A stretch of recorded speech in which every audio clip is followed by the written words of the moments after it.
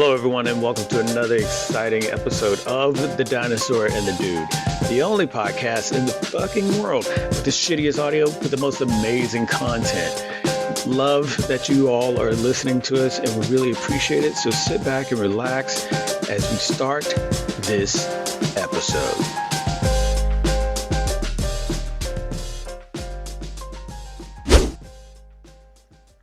Hey everyone, before we jump into this episode, I wanted to go over the behind the scenes and the direction that we put forward with all the conversations that we have with people. First off, we call them conversations. They're not interviews. We don't do interviews. Uh, feel like people that do interviews have more of a journalistic approach or journalistic rigors applied to it. They're doing it for a organization that's more aligned with the practice of journalism, whereas we're just wanting to have a genuine conversation with people, where it's talking about you know them in general as opposed to what they're all about, solely what they're all about. We might get into that, but we're wanting to get a better, more um, rounded approach to what it is that makes this person tick and why they have those perspectives. That being the case, anybody that we have on, any group, people, whatever we have on, going to have their own opinion. They can be opinionated, sure. Going to have their own perspective, their own approach, their own experiences that justify whatever they are thinking or saying, and that's fine. We want that, and we love that. They that's the case. I mean, everybody has that, and with that, though, that does not mean that the Dinosaur and the Dude podcast nor the Dinosaur or I are fully endorsing or promoting whatever it is that that person is talking about. Um, Hell, the Dinosaur and I have different opinions on things amongst ourselves, so it's not it's not a big stretch to think that that would be the case with anybody that we have a conversation with. And that's fine. That's what good conversations are all about. Different opinions expressing themselves in constructive ways. As long as that is the case, it is constructive. If somebody's coming on and wanting to spew hate or besmirch people, or be be negative or have it to where they're demeaning, yeah, we just won't put up with that, and probably will end the conversation rather quickly. Now, can somebody get colorful with their approach and say certain things that okay, you can have a one-off here and there? Sure, as long as they get to a point. Uh, but that's a by by incident each time. We'll have to review that and make sure that we're not stepping into some area where we are intentionally doing something that is wrong.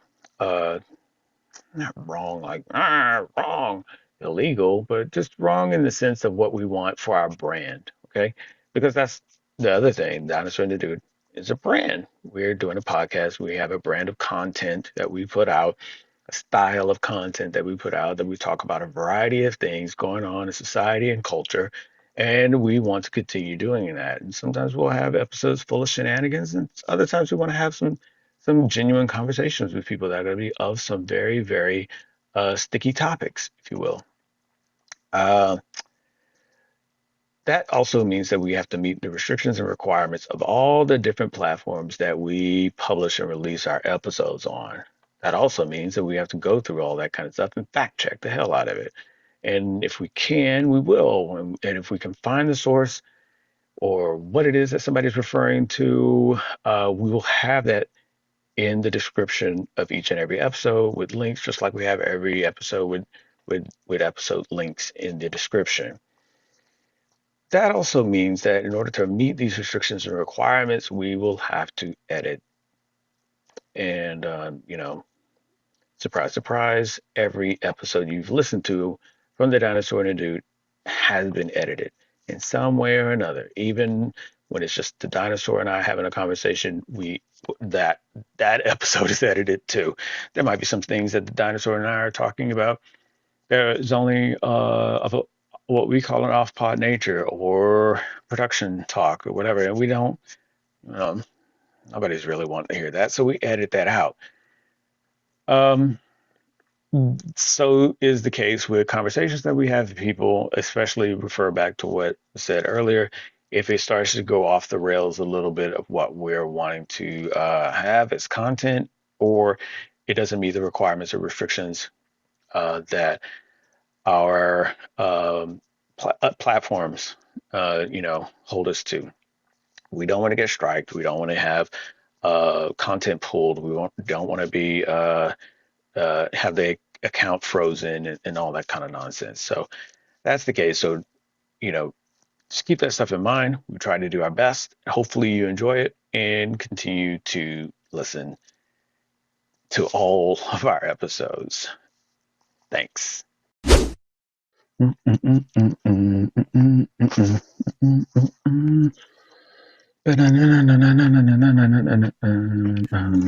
Batman. Is that what you're saying?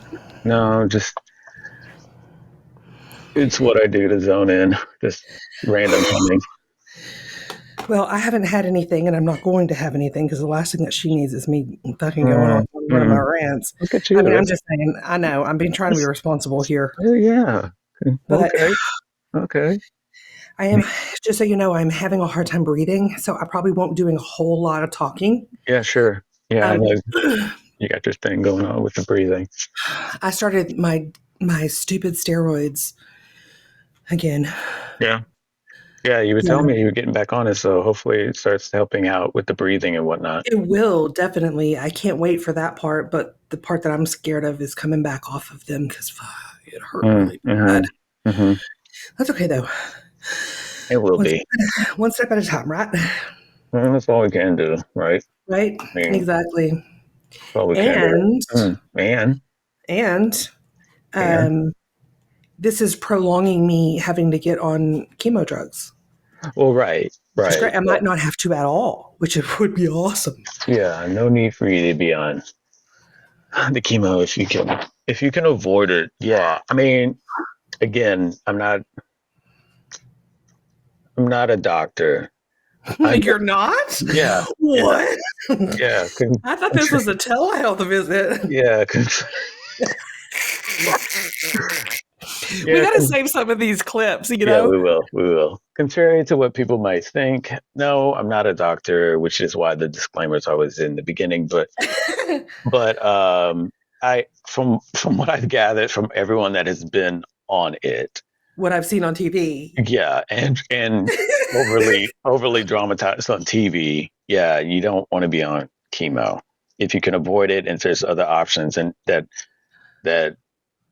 keep you from doing chemo.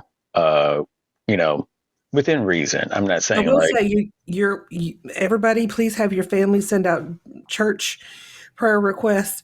Lord, don't need it, okay? Because I was a cranky heifer on 20 milligrams, and now it's more than that. So. Yeah, it's kind of weird. They didn't even ease you off of it the first time. Not really, no. She was like, we titrated you down like pretty fast because we knew that the CT and the bronchoscopy was coming up, and we wanted as clean of an image as we could get.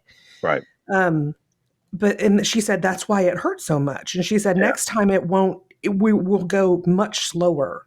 Right. And you know what? Right now, we're going to keep some of this. So we're going to go ahead and put the disclaimer here. Because what we're talking about is what we're talking about that has been told to us by other people. We won't need it later, but right now we do because we're regurgitating things that other people have told us, like we know what we're talking about. And we don't. Okay, everyone, before we get started into this episode,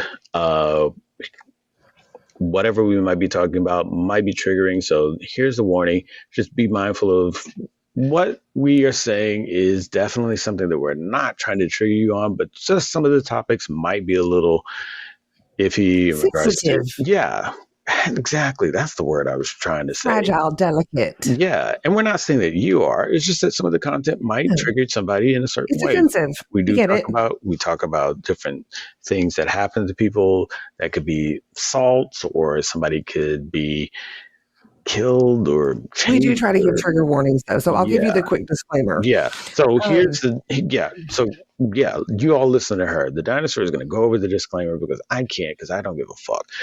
She cares way more. She cares way more than I do, even though she'll say the opposite. So you all just listen to the disclaimer. It's here for your benefit. Here's the dinosaur. Also, everything that we're saying in our episodes, unless we state otherwise, is all for entertainment. And there's no there's nothing that we're giving away as advice or of a matter of fact that you should go out in the world and do your own thing. We're basically saying we're not responsible for whatever fuck ups you experience after listening to us and trying to do whatever the fuck we're talking about. That's on you. Okay. All right. Now she'll finish out the rest of the disclaimer. We don't know shit, and we don't try to say that we know shit. We like the internet, and it likes us, so we play together sometimes.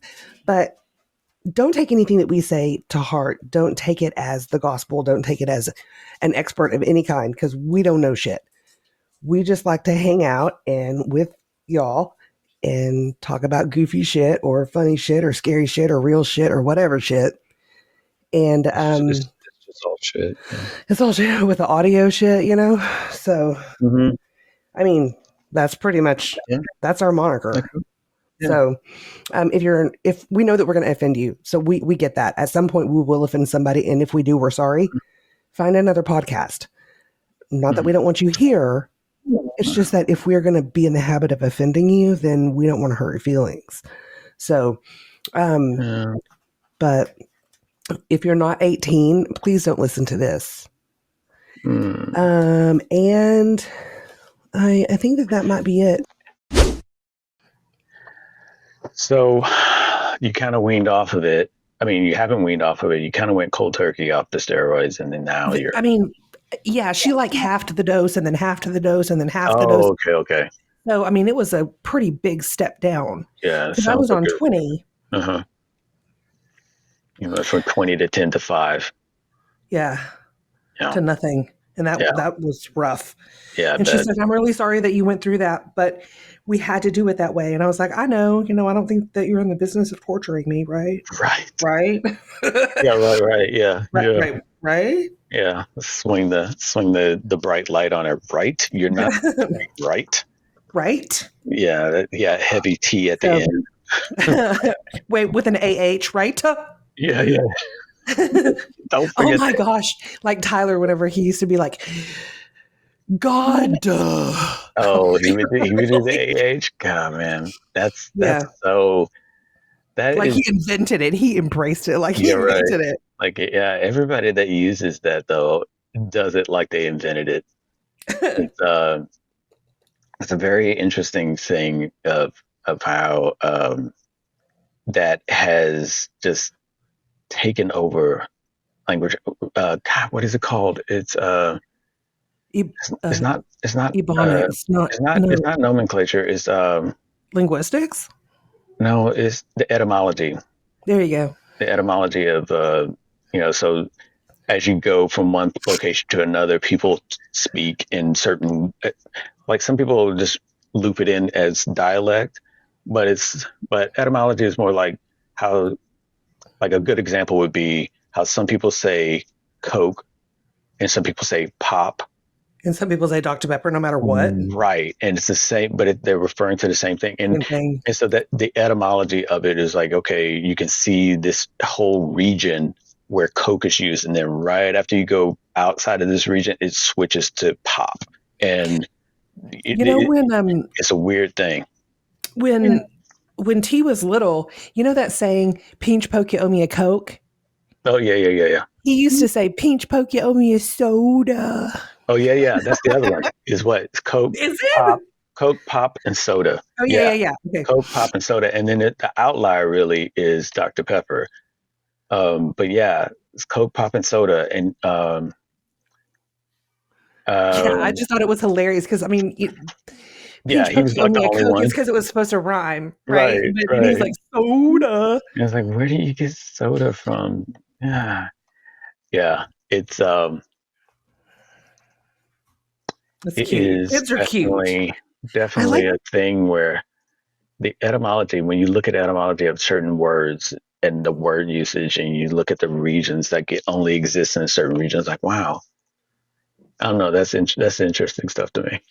So on Merriam-Webster website, Hmm. um, it will give you the history of a word and tell Hmm. you like it'll show you a timeline and tell you like when the word started, when it was popular, like what it was. You can see like it was not popular in the beginning, and then all Right, of a sudden it exploded, right, yeah, and then it went down, and then throughout time it came up again, and then it went yeah, down.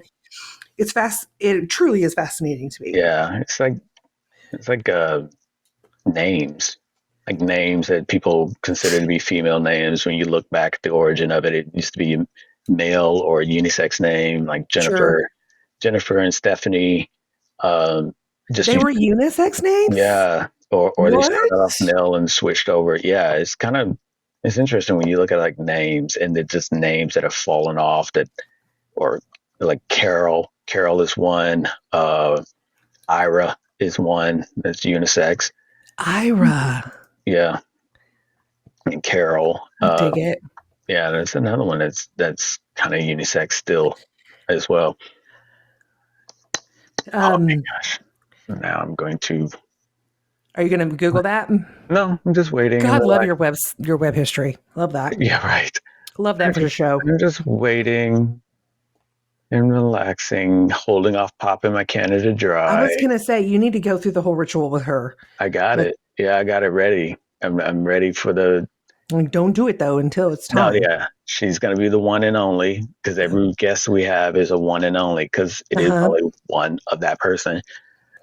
And I'm just give her the floor. I Really, told one of my workers that he was my one and only because his name is Juan, I was gonna say and he because was it's like, "I'm your one and only," and I was like, "Nope, no you're my one. one and only." Uh, He was like, "Oh, I get it."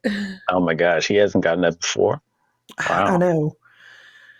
It was Friday afternoon. He Yeah, was spent. he was already out. He was He was over. done. He was He was over with checking for the out. day. Yeah. He was just like, this white girl need to shut up. You Right. know? Oh my gosh, I'm re- I'm refreshing the email like a like a dude waiting to hear back from the chick he has a crush on. Well, hey, we'll get there. It's going to be. I'm really looking forward to this. Yeah. I'm a bit nervous. I'll be honest Oh, with you, just because I have so much respect for her. Maybe it's like auto forwarded because it. Well, and here we then I say, here's our number.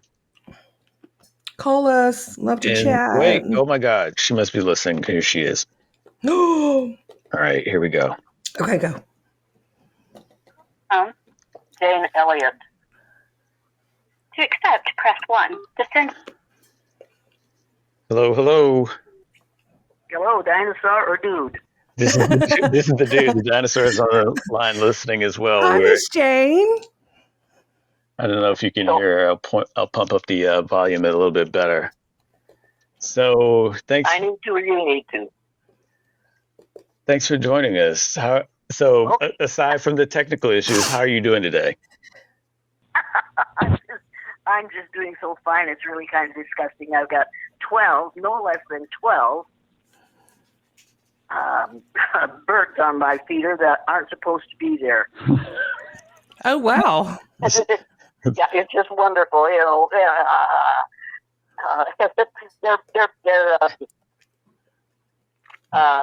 never mind. I'll think grosbeaks. They're grosbeaks, yeah. And they're not supposed to.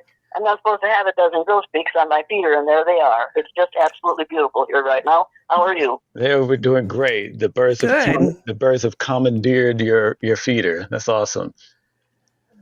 Well, they're happy, but they should be happy. It's costing me a fortune. Me too. Mine have been super active. Oh, I feed them sunflower seeds and a bunch of bird seed that you get at the grocery store. But they're just wild this year. I've never had rose-breasted grosbeaks come in a flock before. This is just strange. Usually I have a flock of goldfinches. this year I have a flock of rosebud grosbeaks, which is really quite amazing. That's awesome. Well, before we get started, I just want to say thank you for sticking with it and wanting to join us and even responding to our email. I have to admit, um, we're new podcasts, even though this is our second season. And so we're crazy enough to reach out to people that we want to have a conversation with without that kind of headiness of, oh, we might be too unknown for them to want to join us in an episode. But when you responded, we were like, whoa, yes, this is awesome. Yes. Hey, look, when you have been banned on all college and university campuses, I'm glad to talk to anybody. Well, we're loving it. Thank you. Well, you're most welcome. Now, what do you want? What do you need from me? Well, okay. Lay down some knowledge. Well, so back in on our previous episode, episode 16, it came up. I mentioned you as Dinosaur and I were talking about some stuff, and I said, yeah, that sounds like right up the line with Jane Elliott and everything she's been working on through the decades. And we had a brief conversation, and what we tend to do when we bring up someone in an episode, we don't want to paint the picture of that person by our perspective or what we can recall from them. We'd like to get that person on an episode and discuss everything they're about or what they're into and whatnot. And so that's how it led to, let's see if she'll get on. We do talk about what was the reaction to my name when you mentioned it?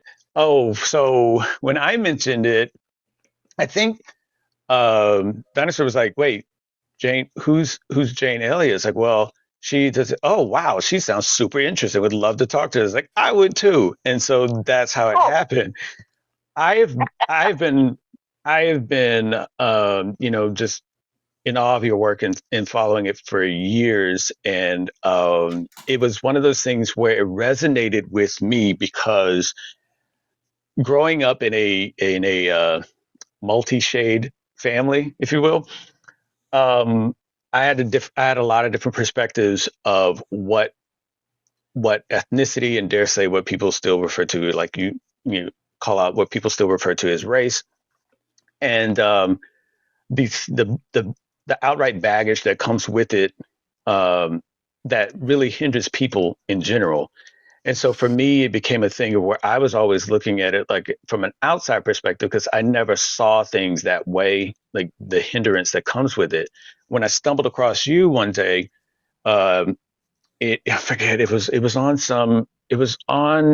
documentary on you, and I was like, this is what I've been thinking, and I'm now hearing someone voice it for the first time, and that's where it just became so the attachment of everything that you were doing became such a thing for me because it resonated with a lot of what I was experiencing and how I thought. Unfortunately, it's hard for other family members that I have to even think in that way because it's so ingrained, how people should be in relation to ethnicity and the color of the skin and the binds that come with it, so to speak, instead of just realizing that we're all the same and we're just shades of different things. Wait. You've never heard me say we're all the same. Oh, I never heard you. No. I've never heard you say that. No. I'm speaking for myself. And we aren't all the same color. We're all shades of brown. Right. Every human being on the face of the earth is a shade of brown. And the only reason we're called white and black is because of some fool person during the Spanish Inquisition who was a vicar in the Catholic Church and decided he was going to turn everybody Catholic. And if you haven't read about that man, you should look up Torquemada and realize where all this stuff began and how short a time it's been going on. Mm-hmm. It's less than 500 years old. Mm-hmm. Yeah. Wow.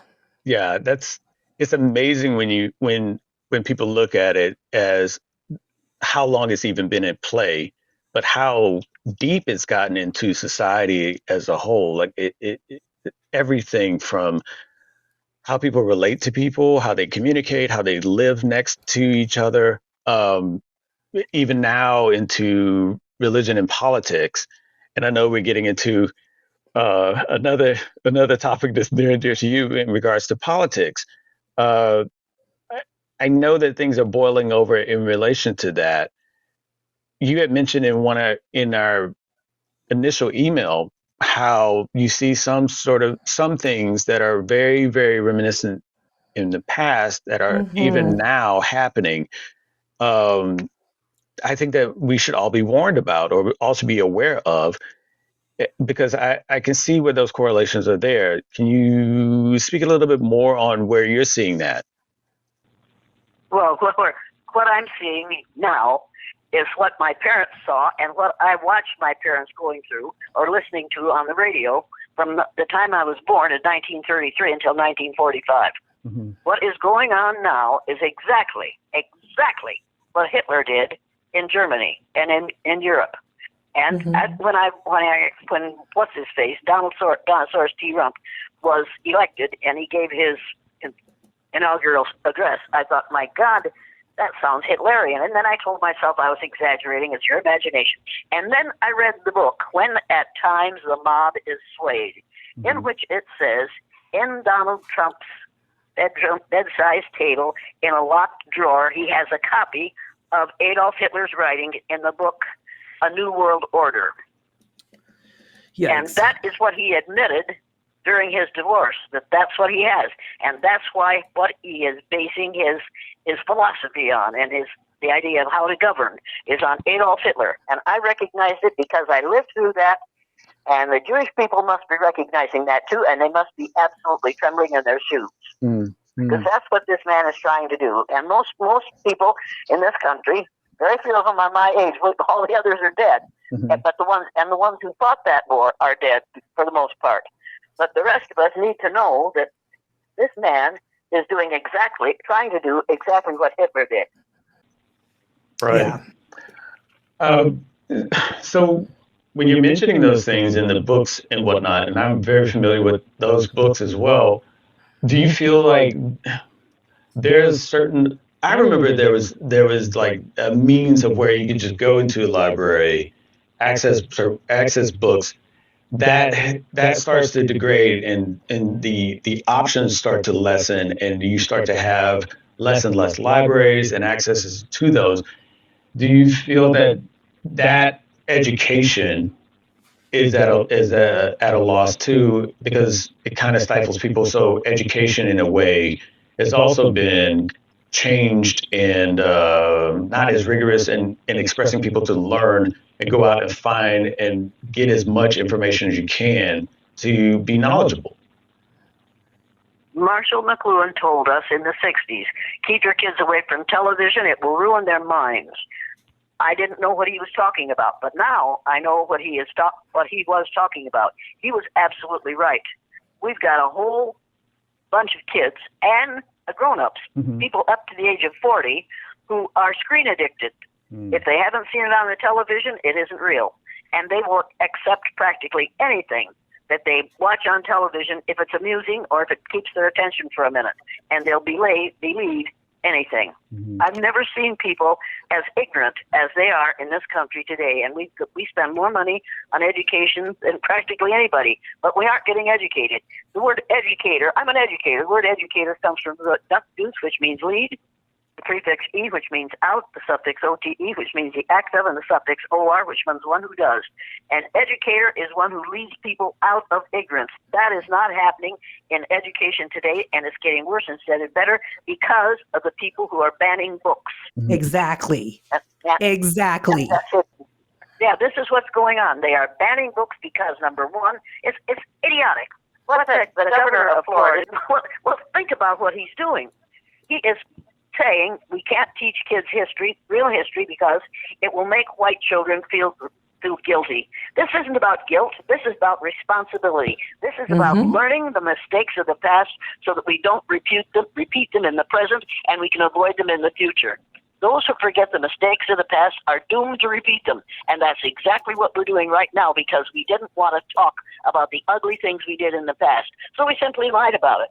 And now they are, the textbooks that are being written now are even worse than they were when I was in school, because we are simply going to gloss over the mistakes that we made in this country. If we had done it right, we wouldn't be in the mess we're in right now. But Amen. we're in a mess right now. We're in a mess right now because number two, not only is it a lack of history, we have twisted Christianity to the point where it's unrecognizable. If you haven't read the book, The Power Worshippers, you better get it and read it. It was written by Katherine and Stewart, and it absolutely tells you exactly what's happening right now and why it's happening and who's doing it and what we have to do to stop it. Everybody has to read The Power Worshippers. Wow. I'll definitely read it. Yeah, I think that you're absolutely correct in regards to the education system and how it's been. Oh man! But you see, it isn't just the fact that our schools aren't educating us. It's the fact that our parents aren't educating their children. It's too easy to set your children in front of the television set. It's too difficult to go to the library and sign out a bunch of books and take them home and say to your children, we're all going to read these together. Right now, we're going to have sustained silent reading for all of us who can read, and for those who can't read, we're going to spend half an hour every night reading to one another. I will read to you, and you will get really tired of it, but you will not be watching television. Right. And the discussion, the follow-up, like the discussion of what you read and what did that mean to you? What did you get out of that? That's also another thing that is on as well. If they don't discuss it, I don't care whether they discuss it. I just want them to ingest it. I want them to see it. I want them to feel it. I want them to develop a love of reading, and they won't develop that if they don't see their parents reading. And if they see their parents reading and enjoying it, and the television is off, then there's nothing for them to do but read. And reading is fundamental. I'm telling you, self-imposed ignorance is a problem in this country right now, because we'd rather be ignorant than learn the truth by going after it, seeking it out. Because if you can't just turn on the screen and watch it, then we don't want to work that hard. Right. Yeah. So something that I'd like to bring up, if that's okay, in conjunction to what you were just saying, I also feel that those people that watch TV, they're being conditioned to be dumber, because the attention span of whenever I was a kid, and I would watch a show, it would be about an hour long. And now we've got, we live on. I'm not hearing you well. Your spirit's coming through real cloudy. Can you speak a little closer with the microphone or something? Sure. I'm not hearing you well. Yeah, absolutely. Is this better? Yes, that's a lot better. Okay, good. So what I was saying is, in conjunction to what you were saying, is when I was a kid and I would watch TV, things were a lot longer. So it had to hold my attention a lot longer.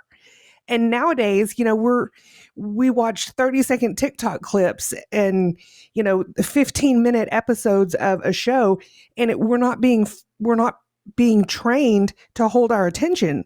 So it's really hard for us to focus on things because we're just being.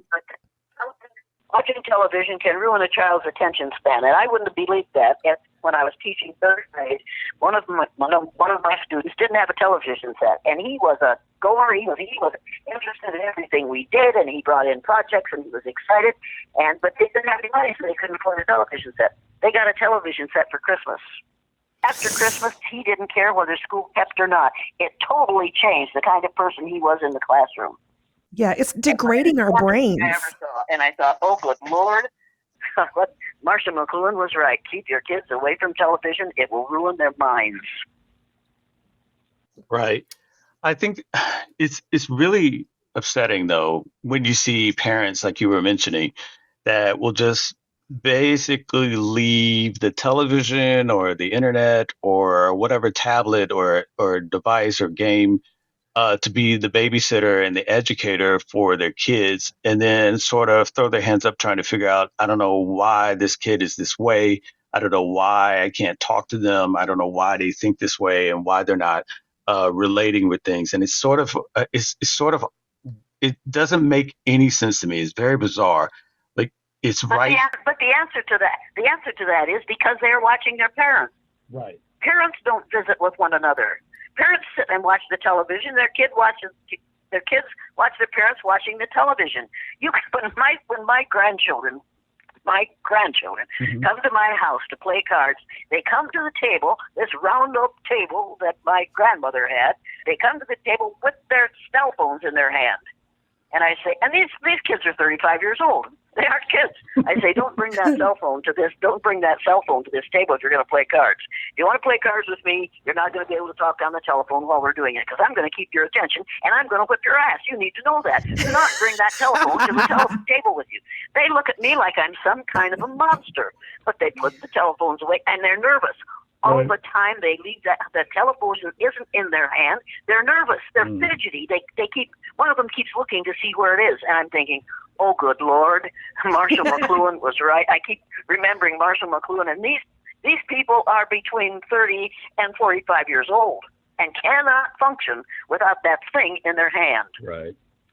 Yeah. I mean, and at the same time, I can't really say I'm squeaky clean about that either. It's interesting how I always forget this guy's name. He was he's a Russian philosopher, and I heard him speak one time where he was making the correlation, and it was well founded what he was saying in regards to how our brain activity has changed, and he was making the point that as technology grows, our brain activity and abilities that we have with our brain decreases.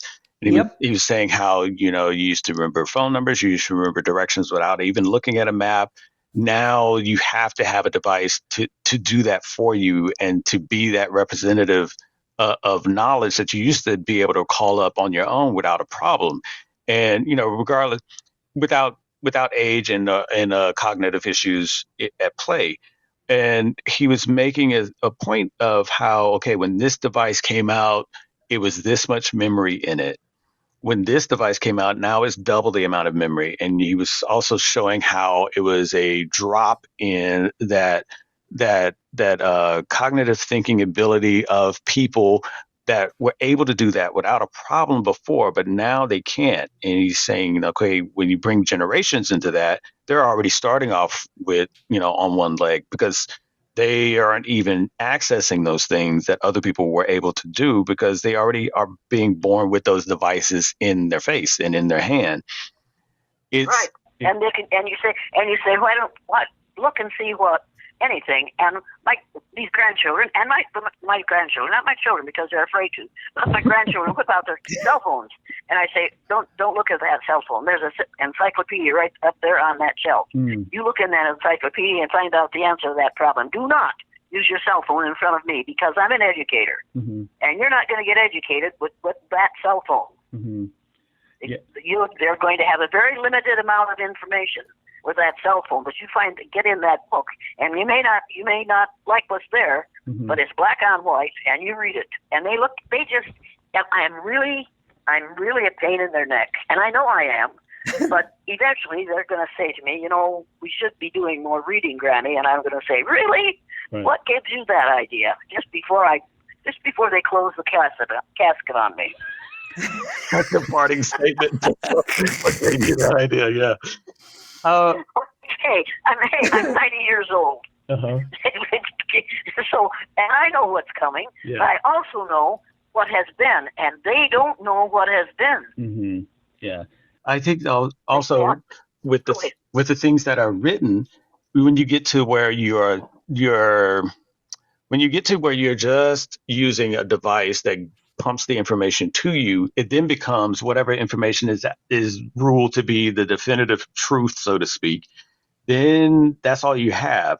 So as before, like you were saying, with encyclopedias and with libraries and different authors, and you can have 8, 12, 4, whatever authors writing about the same time period, but it's coming from those perspectives where they are, where they live, and they're not all getting together and trying to come up with a very concise story that everybody can agree on. It might be some information in one that this other person doesn't agree on, or they are standing for a different cause, different than another author, but they're all writing about a time period. And I think that when you have, like I said, 4, 8, 12, whatever authors writing about that, you get a much more robust image and interpretation of of things. Absolutely. Absolutely. Everybody writes from their own point of view and for their own reason and for a certain audience. So if the audience is people who have always run their lives by television, then you're going to get short little items and not enough of anything, but just enough to get them through the day, get them through this test, get them through this year in school, and they don't have to worry about knowing anything when they get to the next grade level. It's really, I think, frightening. What's happening right now is frightening because it is limiting our ability to find information and to search for information in lots of different places. But if you're all going to get the same information out of that same history book because they banned all the others, then you're all going to get just that amount, and that's not enough. And that's where it gets dangerous, though, right? Because, like you said, you're destined to repeat a lot of those things that get edited out or that are deemed to not be as important. Look, the entire story is this, and you don't have to worry about all these other things. Don't worry about that. That's just someone else's interpretation, and they lost the war, so who cares what they think? But those are the important nuggets of truth and knowledge that really shape the entirety of a story or that time period or what was going on. And basically, it's what shapes the facts. And if what is shaping the facts and what is being taught in the schools today is being determined by people like the governor of Florida, we're in trouble. We're in a lot of trouble. Do you think there's ways that we can undo our speedy entry into this trouble? I mean, a lot of people put things into the hands of governors and government officials, and they take it out of their own responsibility as people. I always think that, people have the means of educating themselves. I don't know if you necessarily sit back and just say it's up to the government to provide the right things to educate, because like you're saying, if you're left with a governor in this state or a president in this office, you're kind of hoping your best interest is at play. But from what you're seeing as well, that's not the case. That's not always the case. No. Yeah, no, you have to wake up. There's a book out there called Wake Up America. We've got to wake up and realize what's going on. We've got to watch what's in the paper. Ignore most of what's on television because it's all canned. But we've got to teach kids. Kids ought to see their parents reading the newspaper or reading a magazine that means something. And they ought to hear their parents discussing what's going on, and they ought to hear their relatives discussing with their parents what's going on. They ought to hear conversations instead of television. And that's conversation. Having a conversation these days is very difficult because when you start to ask somebody something, they'll whip out their cell phone and say, "Well, let me check that." And I say, "I'm sorry, but no, I'm not here to talk to your cell phone. You want to talk to your cell phone? Go in the other room because that's not what I'm here for. Can't you think without going through your cell phone?" Well, really, Jane, hey, do you have a brain? Right. Your cell phone doesn't have a brain. You're supposed to use yours. Yeah. But we're raising a bunch of students, a bunch of children who aren't going to be accustomed to thinking for themselves. Yeah, we were just talking about tell them what to think. We were just talking about that on the last episode, and about people not being able to conversate with each other because we're so stuck on our screens and on the internet. You get to filter what you say, but to actually have a conversation, that's a skill, and a lot of people don't have that. No, they don't. They aren't encouraged to have that skill. They're encouraged to take in information and then just use it as it is required. They are not required to question or to discuss or to argue with or to doubt what is being told of them, because if you want to get a good grade in this class, you go along with what the teacher says. Well, but I think it rolls downhill, right? I mean, like, for instance, our government, everybody that listens to this podcast understands that I do not trust the government at all, not even one bit. I think it's corrupt. I think it's too big. I think things are getting lost. I mean, I just don't agree with a lot of things that are going on.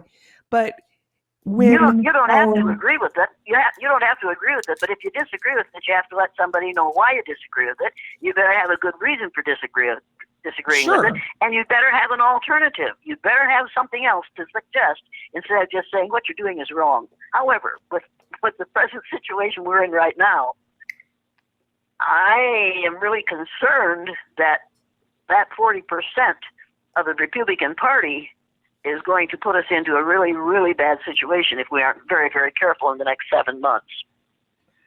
And with that, I think it I think I'm slightly echoing what the dinosaur was talking about, but I think also it's a thing of where you look at the education, like you were mentioning, and the information being really, really, for a lack of a better term, watered down and canned.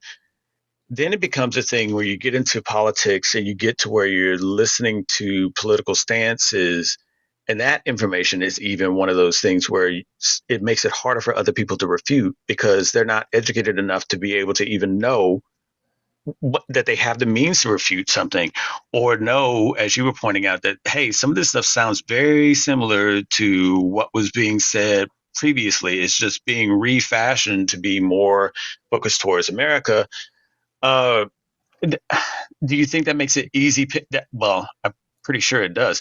Makes it easy pickings to sway people if they're not even in the mindset of looking up or getting anything on their own. They're just wanting to be fed the information. This must be right because this person is telling me. Absolutely. Research is difficult.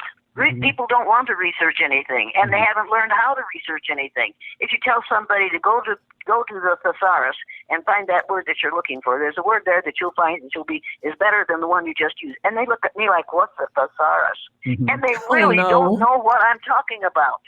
And if kids were just required, you have to read the thesaurus today at least 5 minutes, just for the joy of seeing all those words that they've never seen before, that they could use in every one of their essays. If they use that kind of research, they could write brilliant things because they know more. But we are afraid that we don't want to know too much, you know. Yeah. If we study history, we'll learn things we really don't want to know about what this country has done. And the first thing we'll learn is that Columbus didn't discover America. Now, everybody gets really upset with me when I say that. And then when I say there are no black people and no white people, no red or yellow people just go a little crazy. You can't take away my blackness. I'm saying that you don't have blackness, fool. Give it up. You aren't black. You're dark brown. You're a shade of brown just like I am. Well, and I'm not white and you're not black. That upsets people a lot. If we could just get past that misconception, if we could get people thinking in a different way just about skin color, think of the progress we could make in this country. Yeah, it would absolutely. It would be.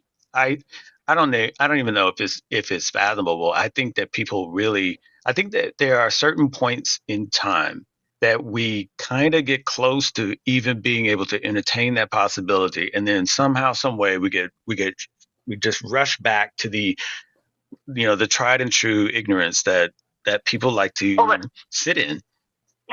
We can't do that now. You have to realize that within 20 years, it's probably less than that now, what we call white people in this country will be a numerical minority in the United States of America.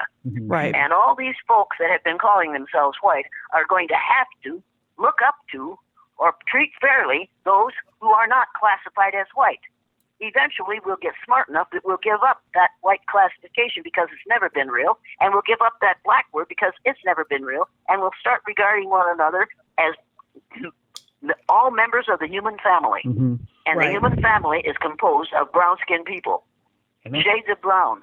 We've got to get that into our heads. We've got to tell our children that now. I've got to tell, if I were teaching third grade now, I would absolutely, every one of my students would go to the thesaurus and find the synonyms for brown, and then pick out the one that they think matches their skin, go to the dictionary and find that, and then decide what color they want to call themselves. A couple of months ago, 2 young women called me and said, Mrs. Elliott, from now on when I have to fill in a form that's asked for my race, I'm going to put human. I said, good idea. That's the only race you are. What are you going to put if it's asked for skin color? One of them said, I'm going to put mocha. The other said, I'm going to put chocolate. I said, good for you. Those are skin colors. Right. That's awesome. But I'm sure their peers would have said, you're black. No. They are shades of brown, and so are you, whoever you are, and so am I. Right. So You see, we could really make a difference if we just convince people that if you're a member of the human race, you're a shade of brown. Get over it, folks. And like you were mentioning, though, that the people just lose their minds when you come to them with that information. It's scary for some people it's scary for some people when they're like, wait, I'm about to be phased out. It's like, well, you were never really in. Right. It wasn't something that you were ever in. But there's a lot of people in certain parts of not just the country but the world that look at it as like, nope, I'm white. I'm going to be white. Hey. That's because they don't know any better. Only 15 to 18%, only 15 to 18% of the human population of the earth is classified as white. And they aren't white. There are no white people unless you're an albino. But even then you have pink eyes because there are no white people. And there are no black people. But it's taken a long time for darker skinned people from African Americans to be appreciated even though they're black. They aren't black. But we have used black in a negative way so that they have overreacted to that. So now they've got to be black. Well, that's a nice trick, but you can't. I make people angry every time I say it, and I say to them, I'm sorry you're angry, but instead of being angry at me for saying it, be angry at the people who fed you this nonsense for the last almost 500 years. Yeah. Because that's what it is, and that's only as long as it's been. It's about 500 years. Right. We were set up at polar opposites.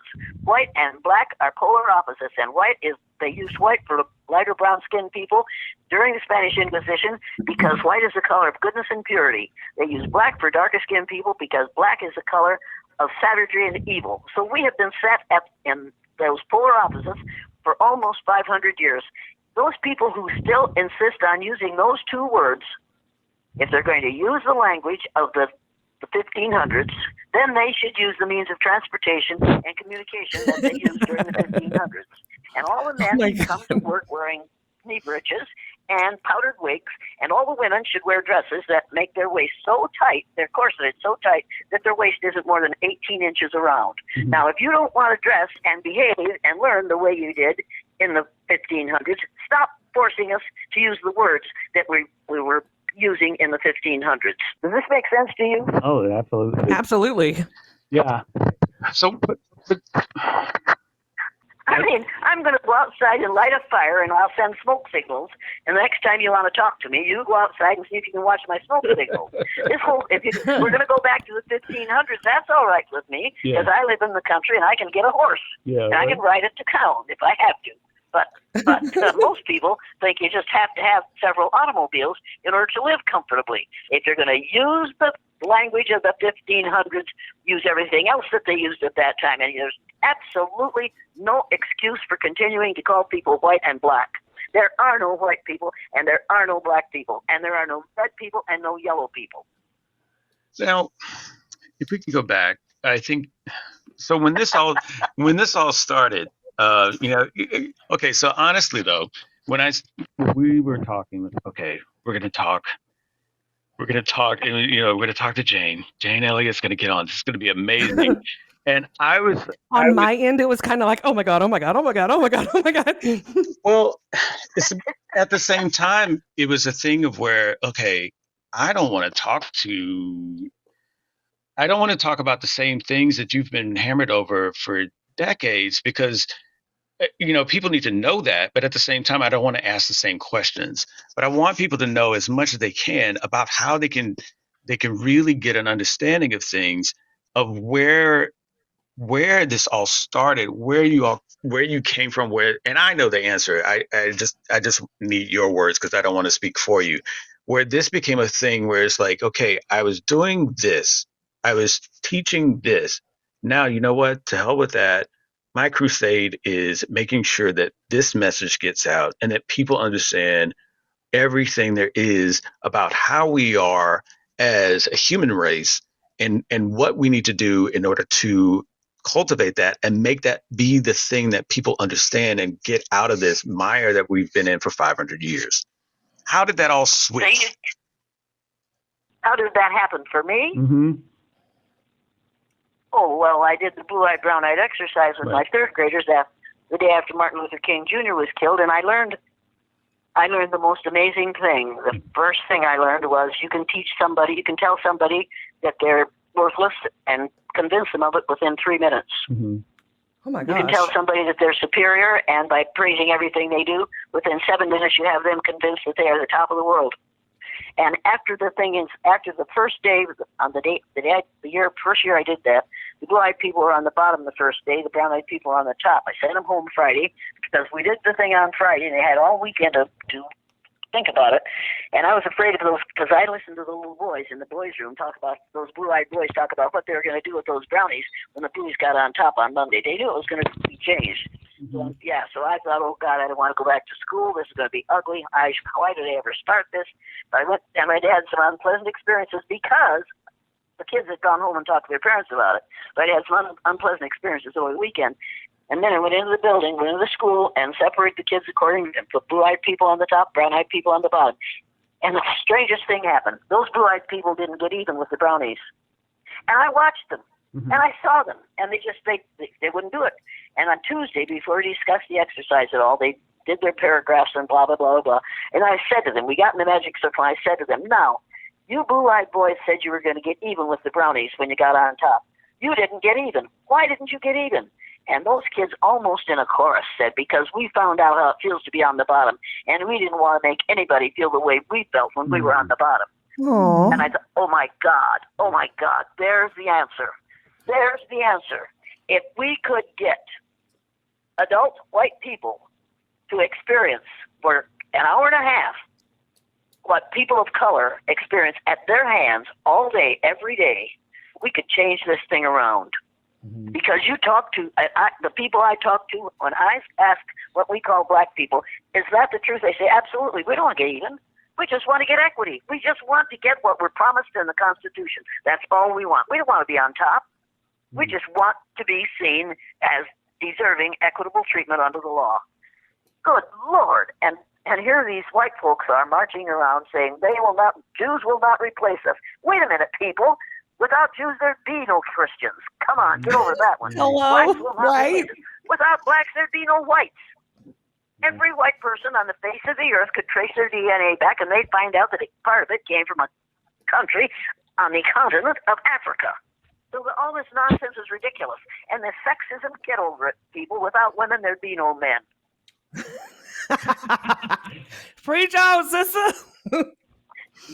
Just three very simple biological and historical facts. Yeah. Without blacks, there'd be no whites. Without Jews, there'd be no Christians or Muslims or any of the rest of them. And without women, there'd be no men. Now, we could get rid of racism, anti-Semitism, and sexism, and then we'd have time to practice all the rest of these ridiculous isms like ageism. Yeah. And I'm living with that right now. Yeah. So, and thank you for capsulizing all of that, because I didn't want to do it because I want you to speak your own truth and do your own thing, and the way that I know you will. So, the one other thing. Wait. This isn't my truth. This isn't something I came up with. Well, no, these are facts of life. Well, no, I mean your story of how you did it. I didn't want to say you did this and you did that. I'd rather you say it than me speak for you. Oh, well, I did it because I was desperate. Martin Luther King Jr. had been one of our heroes of the month in February, and he was dead at the hands of an assassin in April. Mm-hmm. And how do you explain that to third graders in a community in which people say, and which one of the third grade teachers said when they were talking about it at the lunchroom, I thought it was about time somebody shot that son of a bitch. Now, how was she teaching? How was she reacting to that with her students? Mm-hmm. Right. Yeah. And wow. so there was no way I could just let that. There was no way I could just ignore that day or say, isn't that too bad? Or say, we don't talk about that, boys and girls. That's something you don't understand. No, I wanted them to understand how horrible what we did, what this country did that day really was, and why we did it. And we did it out of ignorance. Mm-hmm. And my students left my classroom that year different from their peers. And I did the exercise every year after that, and my sister substituted at the junior high after that several years, and she came home after the first week and said, there's something strange about some of those kids up there. They don't act like the rest of them. I said, really? She came home the second week and said, I found out what's different about those kids. What is it? They're the ones who went through the blue-eyed, brown-eyed exercise in 3rd grade. They aren't the same as the rest of them. Wow. Yeah. Wow. It gave him a lot of perspective, which is what we all need. Yeah, absolutely. It is exactly what we all need. Do unto others as you would have others do unto you. No. Do unto others as others would have you do unto them. But you won't know how they want to be treated until you realize that they don't want what we want. They want what they want. And what I want is what a 90-year-old white woman wants is very different from what a young, dark brown man wants. I don't have the right to treat him the way I want to be treated. I have to treat him the way he wants to be treated. And if you want to know people who really know how to do that, you talk to any melanaceous or melanotic woman. Because they know the truth, and they know how they had to live with the truth, but pretend they believed the lie all their lives. Right. Yeah, as I mentioned when we first started talking, my family has a multitude of shades. We've talked in previous episodes where I said, yeah, you go to the UN, that's pretty much like what a family reunion is for me. It's pretty much all shades, but we're all related, and that's where when I was really looking at things, it's like, okay, so there's all these different shades of brown, and yet we're all related. And that guy, I didn't even know he was a part of our family, but yet here he is, and oh, he's my cousin. Okay, great. But the one thing that was aside from that family reunion, the one thing that was really being found to be true is that it did not matter. There was hardships for there's enough hardships for everyone. It wasn't like there was a group that was above another group solely because of the color of their skin.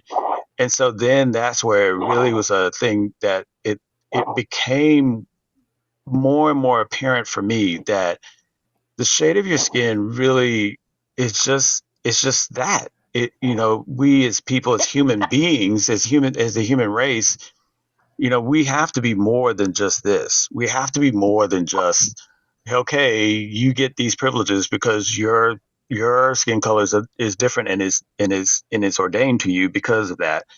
When you start to see color, yeah, right. But color shouldn't dictate culture. Right. Yeah. Culture doesn't dictate color, and color shouldn't dictate culture. But we think that if you are this, then you can't be possibly part of another culture. Yes, we can. The whole thing is just ridiculous. I had a long argument with a college professor, and she said, "You just don't understand." I said, "Wait a minute. You're talking as though color is culture. That's not what it's all about. You need to realize that we all came from the same color originally. And what we do in our culture is what makes us decide which is a better color. Comes out of our ignorance about our culture. Well, she's got her PhD, and I keep thinking, BS is BS, MS is more of the same. PhD is piled higher and deeper sometimes. Piled high and deeper. Oh my God. So, but Jane, how do we right the ship? How do we get to where we're really getting people to understand this? Is it just a matter of getting the word out? Listen, they don't have to understand it. Within 20 years, they're going to have to listen to words of wisdom that come out of mouths that for the skin is a darker brown. That's the way it is.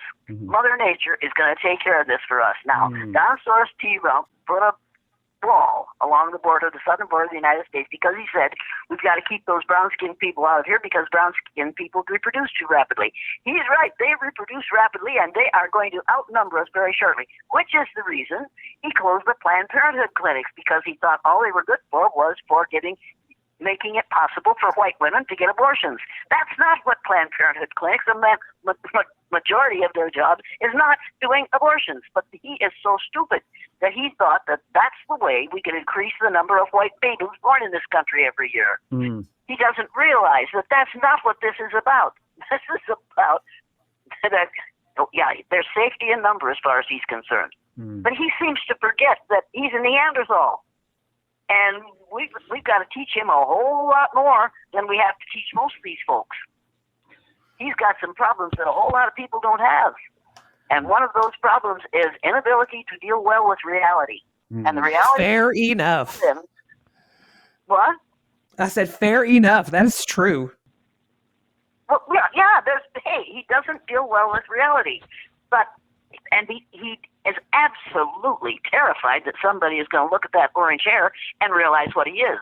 So here he is, caught between a rock and a hard place, because he can't be what he isn't, and he doesn't want to be what he is.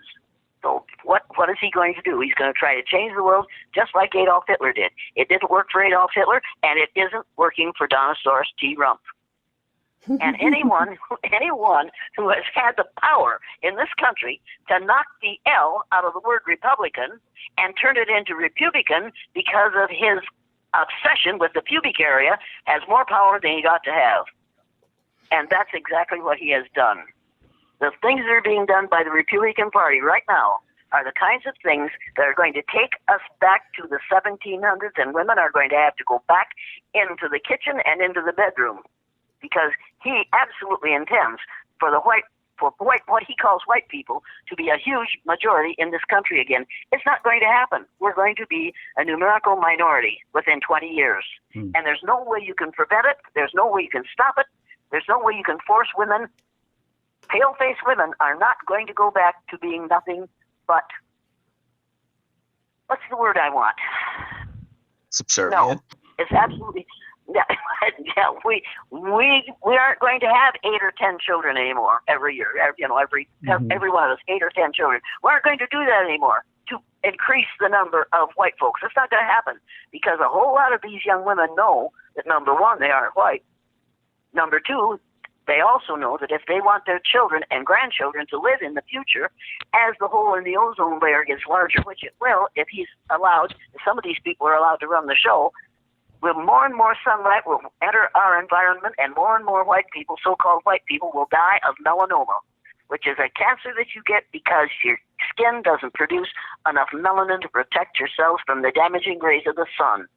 By the time you get to be my age, people of color will be dark brown people and brown people will be the ones who are being pursued for reproduction, because we'll want our children, our grandchildren, our great-grandchildren to survive in the future. And if we don't do something about this kind of thing, this is what's going to happen. You can argue about it until hell freezes over, but it won't make a difference. This is the future, and we need to educate for the future. We need to educate children to realize that skin color is not a determiner of intelligence or your worth as a human being. And it is not a gift from God. It is a result of your body's response to the natural environment, period. Wow.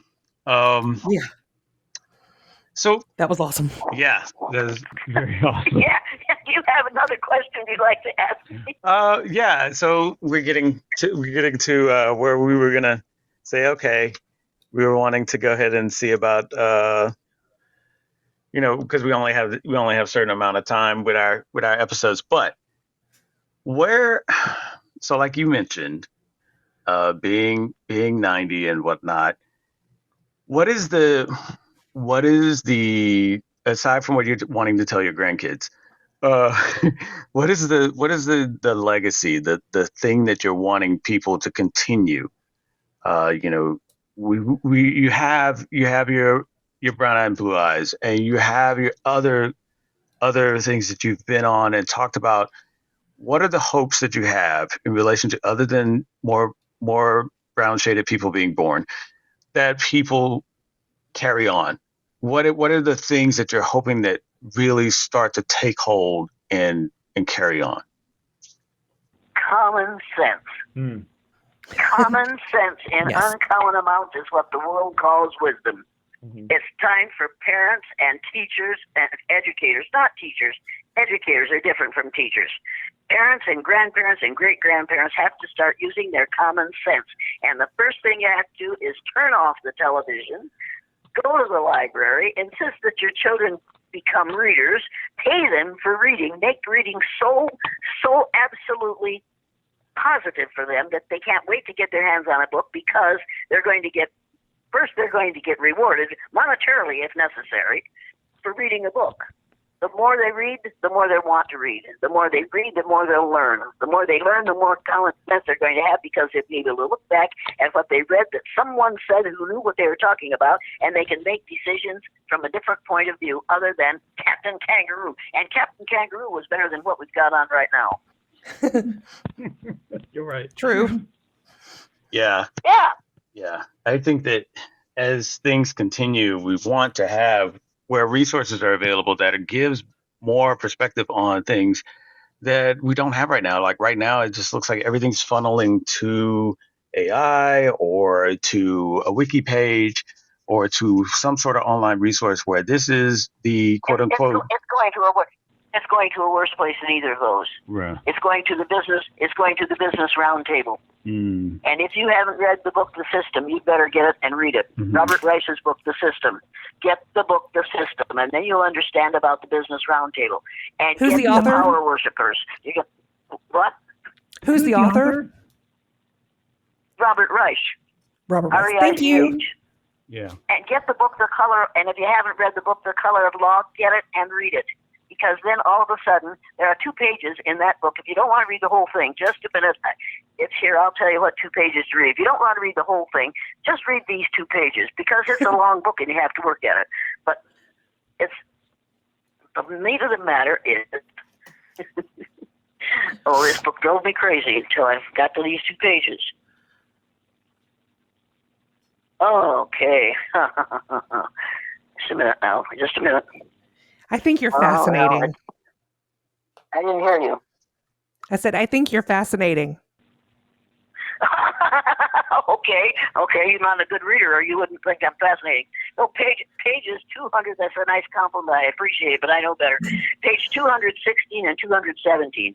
If government had declined to build racially separate public housing in cities where segregation hadn't previously taken root, and instead had scattered integrated developments throughout the community, those cities might have developed in a less racially toxic fashion with fewer desperate ghettos and more diverse suburbs.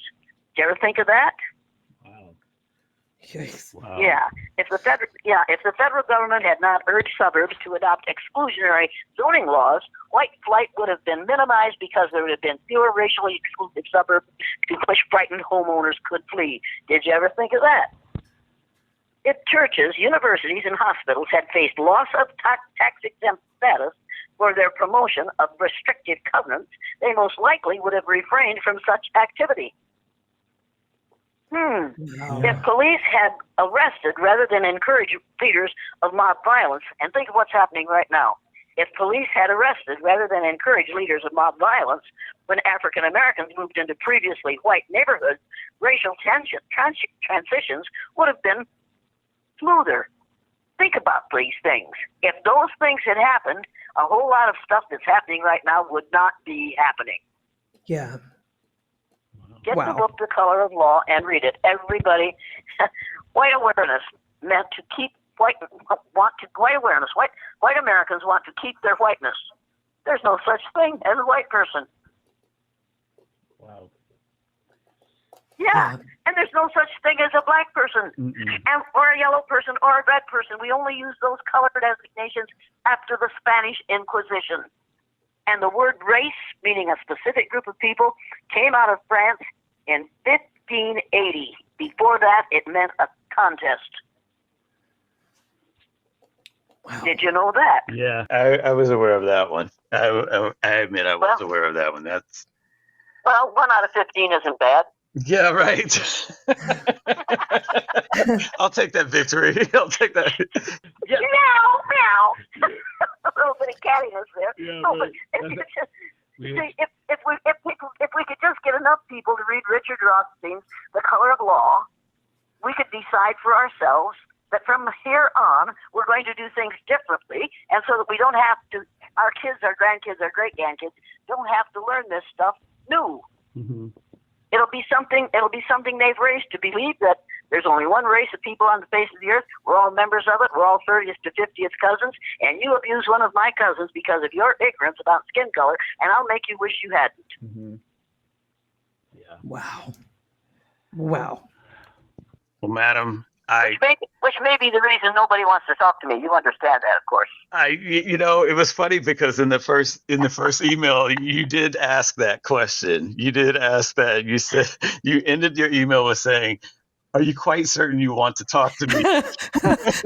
We were like, yes, yes. Now do you think you should have said no? No. I'm so glad we said yes. No, when you know, when you kind of know what you're walking into, we were discussing it before. It's like, and I think it was you. The dinosaur said, "We're going to have our asses handed to us," and I was like, "I'm sure we are. I'm sure we are." But that's going to be awesome because if there's something I can gain out of it in the education, I'm always up for that knowledge and always up for learning something. And if I can get that 1 out of 15, I'm going to celebrate it because at least it's better than the nothing and the 0 that I had walking into the scene. Listen, tell everybody who calls you to read the book, White Evangelical Racism by Anthea Butler. Mm-hmm. Get the book, White Evangelical Racism by Anthea Butler. She's a oh man, my reading list just exploded. Melodic woman, and what? I didn't hear you. I said my reading list just exploded. Oh, you have to read the Butler book first, because she's going to tell you exactly what's going on right now and why it's going on and what we better do about it. Mm-hmm.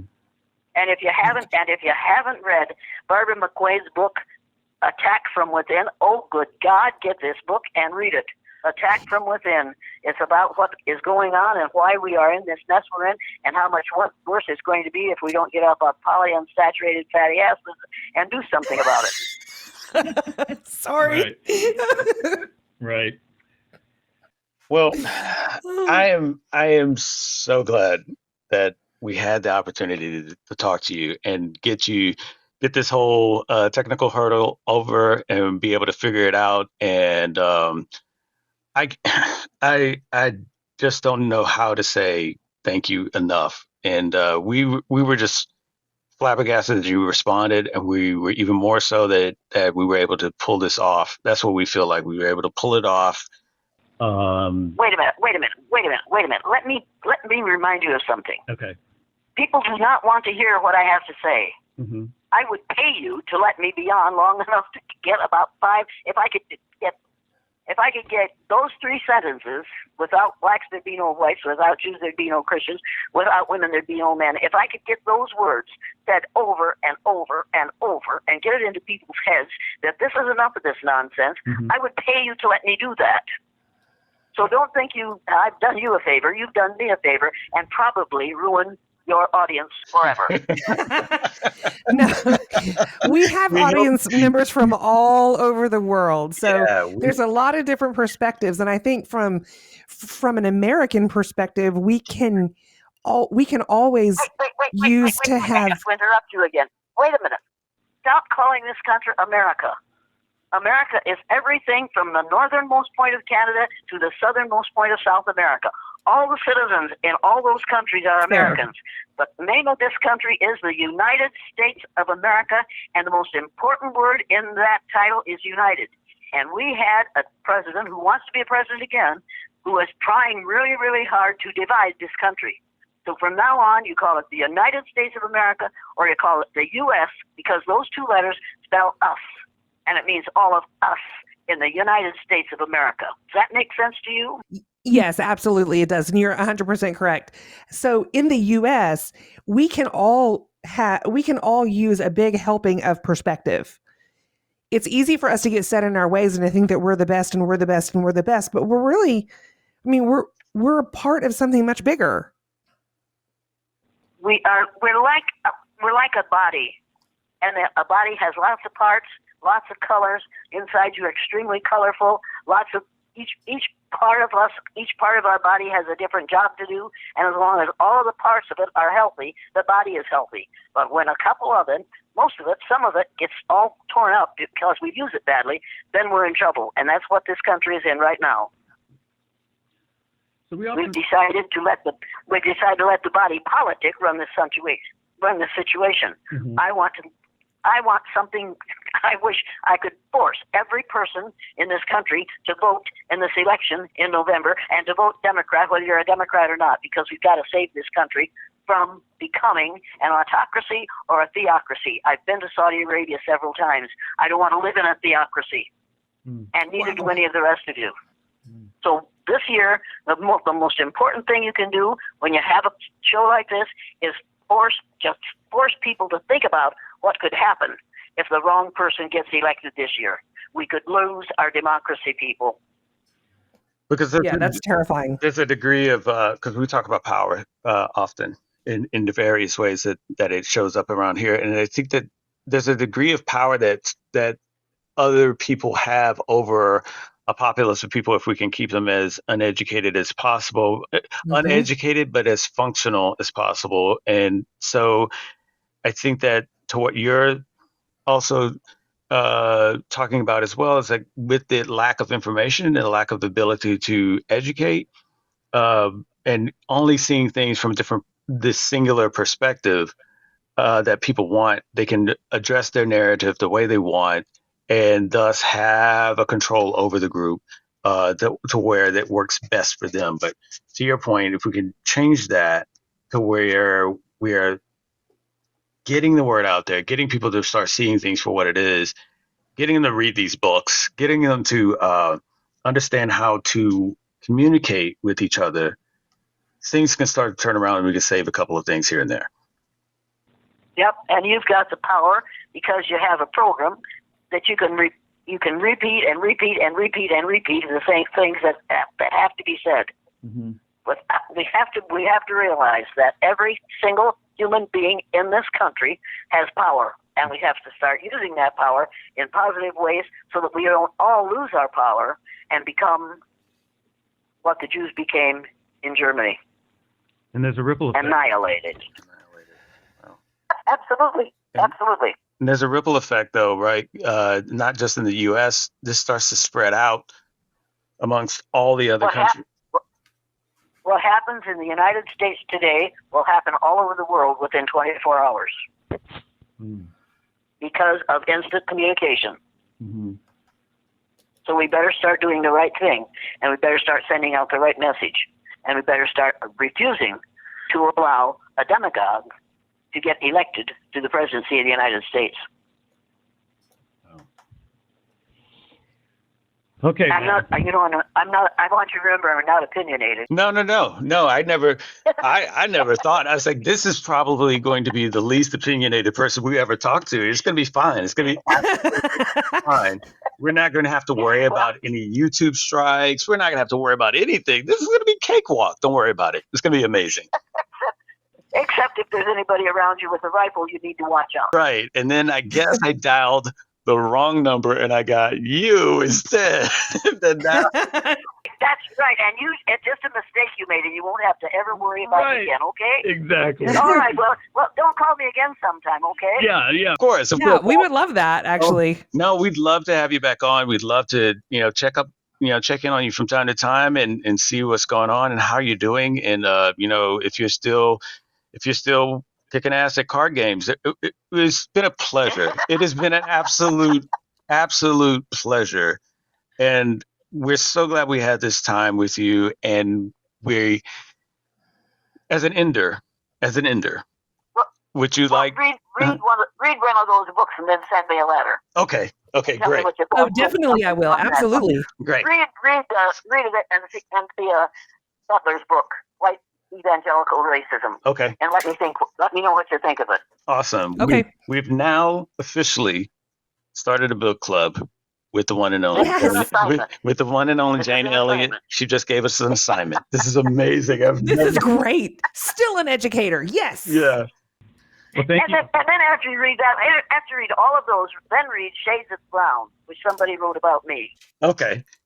That's cool. Okay. Great. Okay, all right. I challenge you to read at least one of the books that I just quoted to you. I'm going to read all of them. Are you kidding me? Well, if you do, it will change the way you see your world. Literally, I'm serious. Well, and we'll talk about it. We're going to get you back on, and we'll talk about how it blew my brain. Okay, you let me know which one we're going to talk about, and I'll read it again. Oh, yay! And I'll read everything. I'll read everything I've underlined, and that's the reason I can't get rid of my books, because I've got them all underlined. And people say, "Why do you underline?" So that you won't take my book. Nice. Fair. Yeah, True. There's a way to solve most everything. Well, call me again sometime. We will. And thank you. Thank you so much. Thank you so much. We really appreciate it. Really appreciate it. Well, thank you. Have a good time with those books. All righty. We will. Thank you so much. Okay. Bye. Bye. Fucking hell, that was amazing. What the absolute? Hold on. She's so spicy. Hold on. I got to get my words together. Did you even get your Canada Dry open? No, I was watching the ice melt. I wanted. Hold on.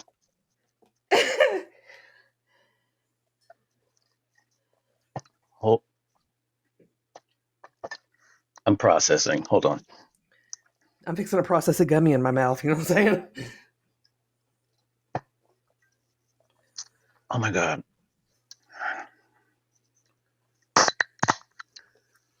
Oh boy. There it is. Now I can. This is gonna help me process. I think so. So,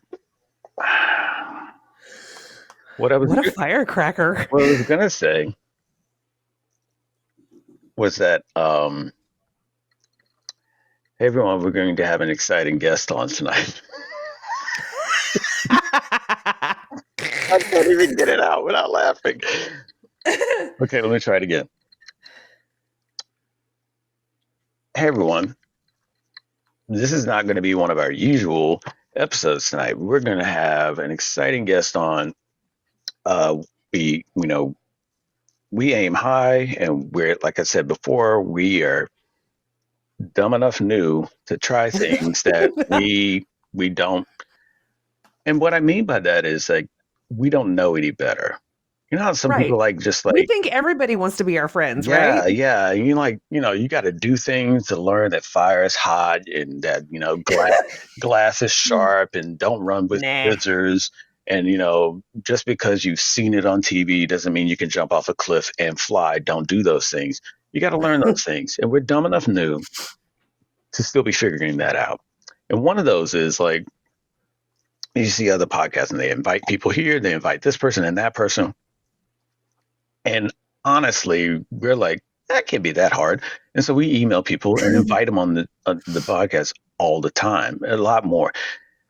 We get, honestly, a lot of ghosts, a lot of no responses, or people like, check with me later, and then I'll see schedule's busy. But this guy, yeah. So Jane Elliott, ready to go. Yeah, she responded right off the bat, and she was like, "Yo, you want to talk to me? Are you?" And she was throwing some spice, and it was legit. That's how it ended. She went over certain things in her email, which she covered all of that in this segment. But then also she ended it literally.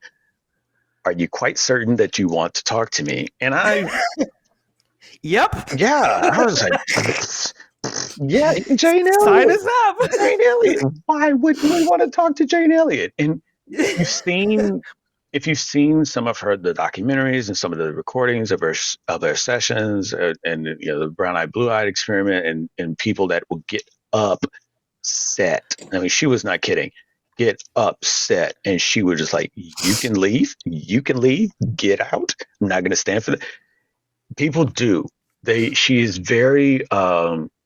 What's the word I'm looking for? And I can't find it because I'm starting to come down from she's that. Forward. She's ballsy. She's truthful. She's opinionated. She's dedicated. Yeah, she's got staying power. Her stamina is fucking amazing. Yeah. I mean, my brain is just going. Yeah, she's very,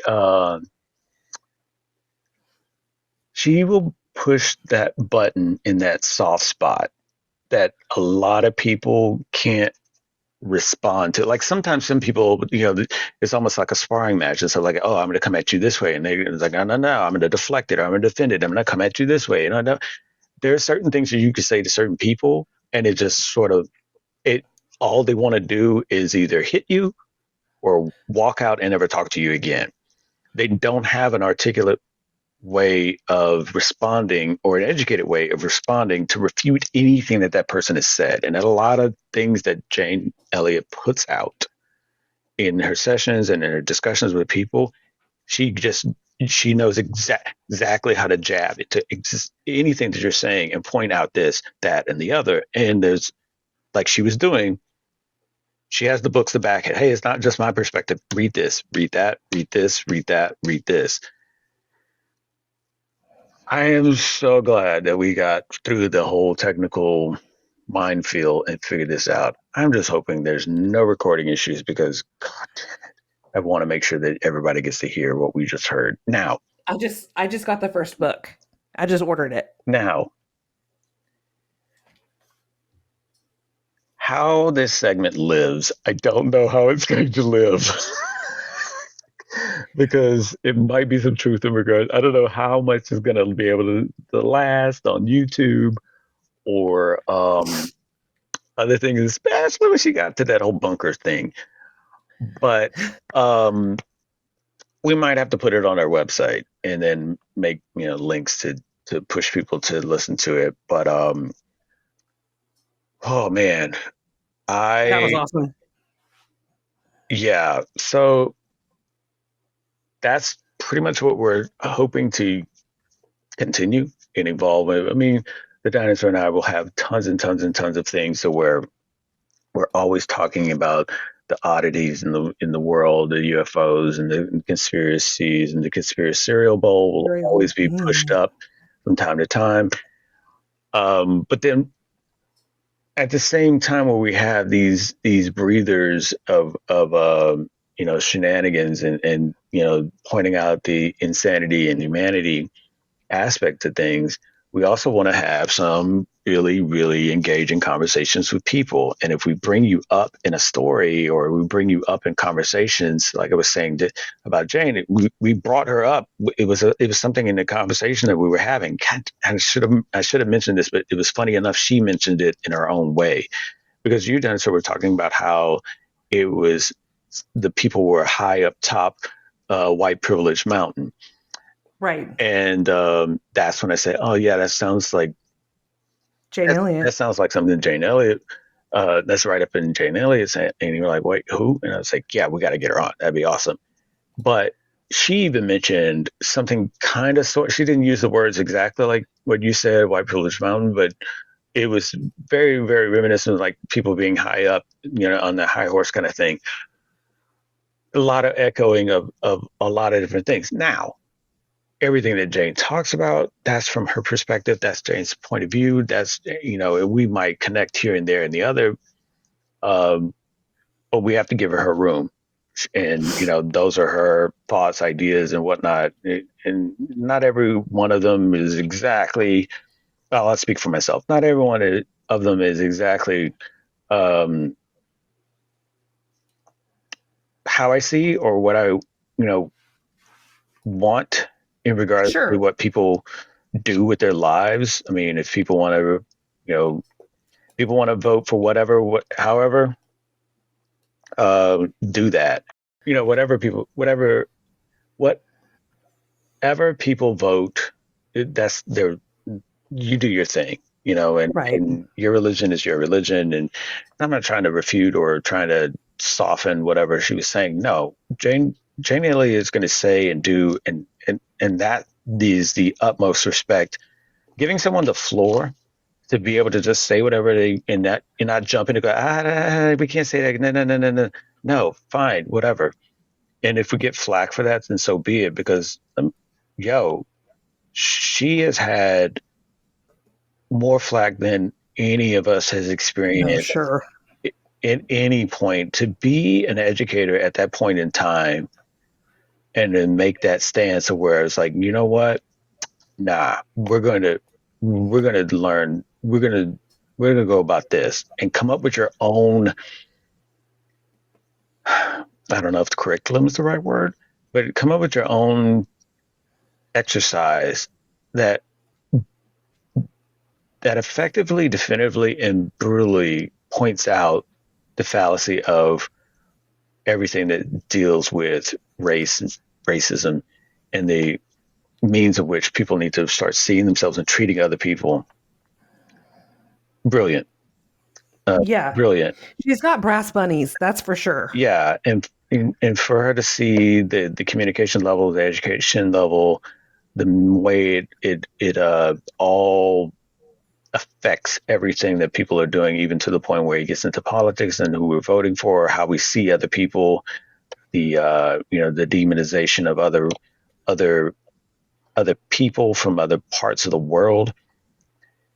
It was just a very well received conversation, and who knew at the end of it we would be basically in best friends. Sorry, what? Yeah, no, yeah, we're basically in Jane Elliott's book club apparently, because she just gave a fucking ton of Yeah, I cannot wait to dig into them. Are you kidding me? and I get the whole time I'm biting my tongue like I don't read that quick.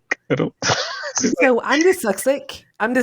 Yeah. And it would take me forever to read it. But my brain is ADD, so I can process information really fast. Yeah. So I'll probably end up actually reading some actual books, because it does tend to slow my brain down, and I do have to practice that. Yeah. But in order to process all the information that I want to process in the way that my brain likes to process it, I'll probably also do audio books as well. Yeah, that can work too. It's just so amazing that I'm so excited. I'm so excited. Yeah, I'm super high-fiving us because I feel like we were able to pull off a interview. You did fantastic. She could barely hear me. But that's because of the way the situation turned out. I mean, I know, but just, so you should have seen me. You held your own, man. I was so proud. You should have seen how I was propping everything up over here so she could hear you and you could hear. It's like, oh my God, if anybody saw, I'm going to use your word, if anybody saw this jankiness going on over here, it was like one step away from cans and string. But yeah, so for anybody that is like, what the hell? So we had a technical issue in the beginning. And so, which one? And so, well, the one of this episode for today. Yeah, the one of this episode more specifically. Okay, because we had others. Yeah, it was a huge where we were like, will we even be able to pull this off? We didn't even know if we were going to be able to talk to her. Oh yeah, pull this off in future episodes. But we figured that one out. Then only to find out that we got this one. So somehow, some way, the wrench gods came into play and threw another one, and it was where Jane can only talk to us over the phone, and so we're using our thumping our chests on our podcast equipment, and Jane's like, hey, yo, you gotta call me. Okay. So what?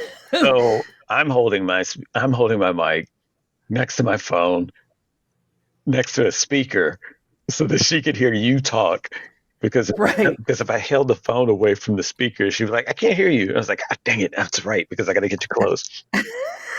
The amount of juggling that took place was well worth it, because hopefully everyone loves this episode enough, or it just has enough controversy that the same results occur. Because for me, I feel like it's not a Jane Elliott interview if it's not controversial, because she talked about controversial things. But also this, I mean, we understand that not everybody's going to agree with everything that she said. You may agree with only a few things that she said, but the beauty of it is that she offers a different perspective that people might want to consider. I'm not saying you have to change your mind about the way that you feel. If you want to feel a certain way, then do feel that way, please. Right. But just know that there are other people on the planet, and we all have different perspectives to offer. Everyone has something to offer, and this is what she's offering. Yeah, but at the same time, I feel like she doesn't give a damn, and I don't give a damn, in the sense that I think what she was mentioning was really the thing that held true, the communication. So we could talk about this we can talk about, oh, you liked, you disliked, you don't see, you did see this perspective, that perspective, da, da, da, da, da, da. But the point of the conversation starting gives enough room for this type of conversation and thinking and perspective to, have room to enter. Whereas before you didn't have that conversation at all, so you were stuck in your mindset. Now, Right. hopefully, listening to our episode with Jane Elliott is like, well, I don't like the way she said this and that and the other, and because of this, that, and the other, I didn't care for this episode. But you heard it, and now you've got that in your head to where you're like, huh? Because, like she said, you better have an alternative, because otherwise, what you're just being contrary to it because you want to be, but you don't have anything else to say about it. Right. It's starting that conversation. It's like, oh, well, I don't really agree with what she said in regards to, the Republican Party, because I'm a staunch Republican, blah, blah, blah, blah, blah, blah, blah. Okay. But what about the other stuff? I mean, you keep your Republican, right. But what about the other things in regards to what she was saying? What about those books she was talking about? What about these facts that she was saying in regards to Spanish Inquisition? What about? So when you have that, that's where that communication comes in, and that's where that discussion comes in, and that's where you have people starting to really push the ideas, push conversation, and get to know each other. It's a very, very interesting thing when I'm speaking for myself, when you're sitting in a room full of people that you're all related to, and you're like, how, for all that I've been told, you're white. And for all that I've been told, you're black. How are we all at the same family reunion? Right. And it's not like, well, Rex married Barbara, and he's always like different ethnicities. No, it wasn't that. It's like, yeah, this is your cousin, blah blah blah, and this is the family, and this is how we're connected, and this is the. So when that comes into play, you're like, okay, so all this other stuff is bullshit. If that is truly, wow, okay. So when you have that like little drop hit and you start to see things that way, then it becomes a thing of where that conversation starts. That means of thinking starts. That means of understanding starts. Right. And man, that was a great. It was a great conversation. Yeah, regardless of the flack that we may or may not get, regardless of the if any applause or if any condemnation or whatever we get from it, I am so glad we had the opportunity to talk to the one and only Jane Elliott. For the amount of time that we did, like, I know. She was like, I'm grateful, but I'm also very happy that I have more things to think about now, right? Like I've got, my perspective has been broadened. My eyes have been opened a bit wider. Oh, it was no way I was thinking that we were not going to walk away from that conversation without more to think about. Like, as much as I know of her, it was not, there was not room where I can't know more, or she wasn't really going to level it out anymore. And when she started making when she made the meow sounds, I almost dropped everything in my hands. It was so getting catty. I was like, oh my God, I just want to.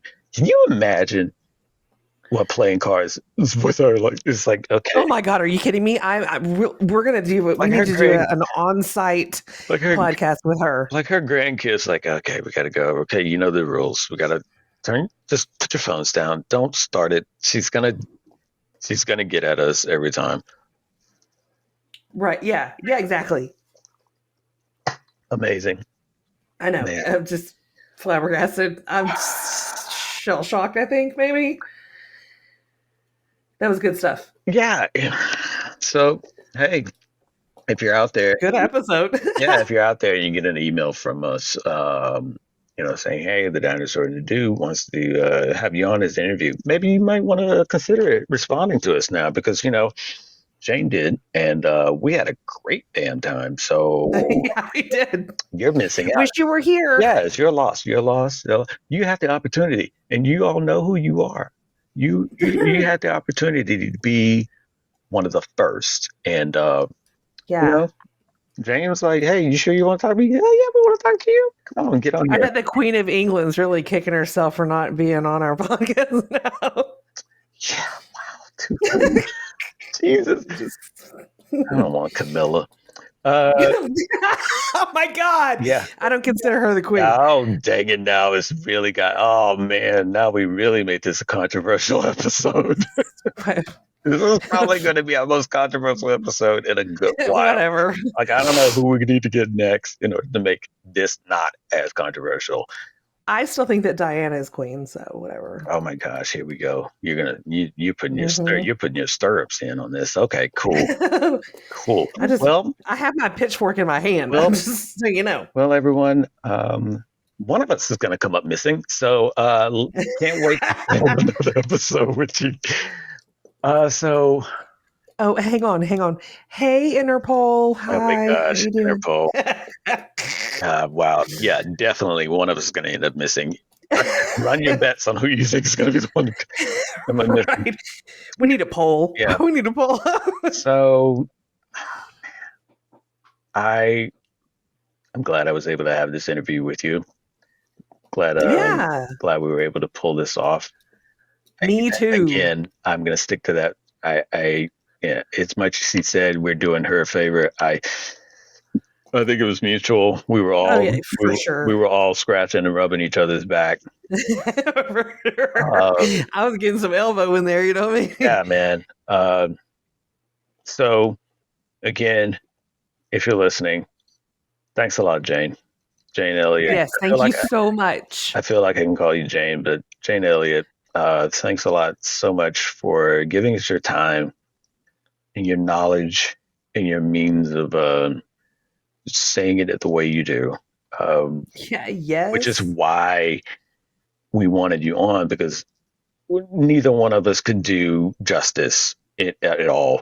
So hopefully we made a lot of people jealous because they're like, wait, they had a really good interview with Jane. We're going to outdo them. Fine, whatever. Okay, go for it. Hopefully we get some more people on. That would be great. And hopefully we can get this book club going. Oh my God. I got so much reading to do. I know. Why do I I'm busy for the next forever. I feel like I'm in school again. Like it's going to be 5 years from now that we call her back. Well, so at least she's doing her job as an educator, you know? Jesus Christ. And you made it sound like we were going to read books in 2 weeks. Okay, we call you back. I was like, no, you don't know. No, I'm going to. I listen to podcasts all day long. I know. I'm just saying. So instead of that, I'm just going to read books. Read the books, yeah. Well, we'll have the book list in the description, so everybody check that out. So again, if you kind of thought you were listening to the wrong podcast, you weren't. It's us. Yeah, she's the dinosaur. That's me. And I'm the dude. I'm still the dude. Yeah. Thanks everybody for listening. Thanks everybody for tuning in to what we feel like is probably it's up there. It's up there. Yeah, it's up there. It's top 5 at least. Yeah, I was gonna say I don't know if I want to say top 3 because we're still going, but yeah, top 10. Let's make it. Let's top 10. Yeah, it's in the top 5 of the top 10. It's in there. Yeah, it's in there. Wherever you want to put it, it's in there. It matters. Yeah. You know, it's important. It matters. It matters. Yeah. So thanks for listening. And if you want to check out more, make sure to go to TheDinosaur&TheDude.com. You can find all of our social media. You can find all of our everything on there, merch, all the other previous episodes. And enjoy it. And so with that, we're just gonna leave. We're just gonna leave, right? I can't even. I'm just gonna go try to wrap my head around what happened. I can't really even articulate the usual ending. We're just gonna leave and say, hey, join us again next time. We got some more interviews coming up. We got some more guests hopefully coming up. I know we got one already and ready to go, and we're reaching out to some other people. Maybe they'll respond this time because they're like, ooh, I want to be on that. Whoa. Right? So these people sound like fun. Yeah. So thank you. Thank you, lady. Thank you, Jane. Thank you. I love you so much. Love you too. And Jane, I love you so much. Oh my God. Can I just fangirl on that one? Is there can people like say, okay, you're my grandmother now? Like, can people Yep. I know some people can be adopted. Can you yes. Can you adopt yourself into a family? Just walk up to a family. Hey, I'm your brother now. Wait, what? Yeah. Isn't Grammy fun? Yeah. I'm your cousin. What are you talking about? Yeah. No, you're not. Oh, no. Yes, I am. Yes, we can.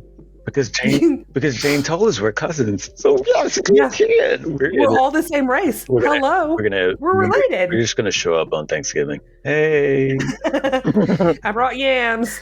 I didn't bring anything because that's how I am. I just brought napkins and myself. I brought my own utensils. Yeah, brought myself, napkins, and that's it. All right, everybody. Until next time, thanks again. And we're out. Later, guys. All right. Love you. See ya. Love you too. Bye. Bye.